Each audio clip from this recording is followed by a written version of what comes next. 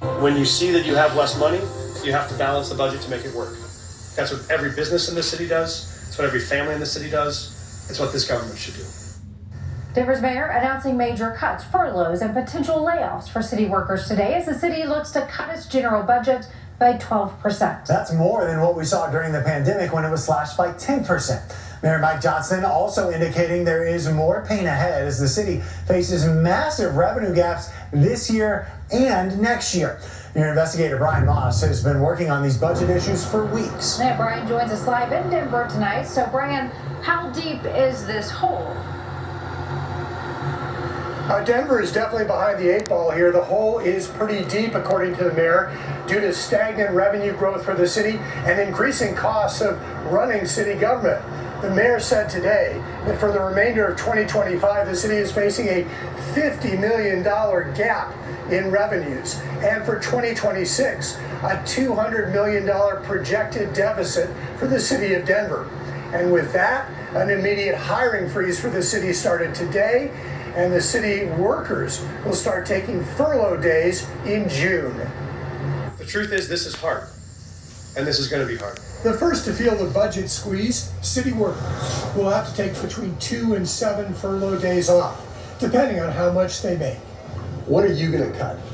Well, I'm going to first take the most furloughs of any employee in the city. I know our senior appointees will. I'll take 7 furloughs. I'll write a check back to the city for those days. And then I'm going to look at every single dollar we spend in the mayor's office in terms of travel, in terms of food, in terms of contracts. So we'll look at all those. We're doing the same thing every other department does. How are we going to make cuts? And we'll start with all those discretionary spending. So we'll start that tomorrow. A city hiring freeze starts now, and layoffs, said the mayor, are inevitable.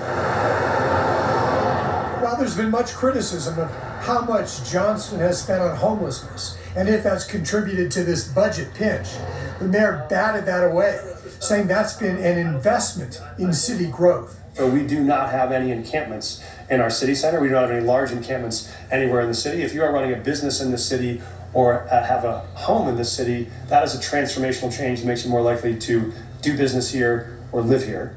Along the same lines, he was hopeful that revitalizing downtown will bring back visitors willing to spend money and buff up the city's bottom line. We have to do 2 things.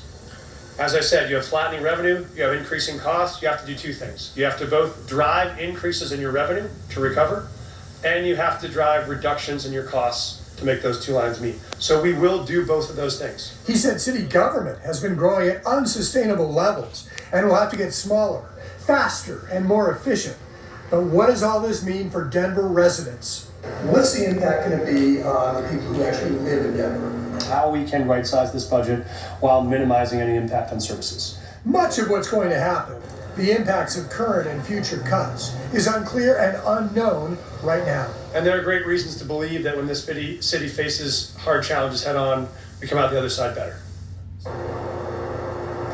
Also ahead, the mayor indicated that city agencies may have to face some pretty deep budget cuts, and there may be some consolidation ahead for city agencies. And what may be an understatement, Mayor Johnson told city workers today there may be tough times ahead.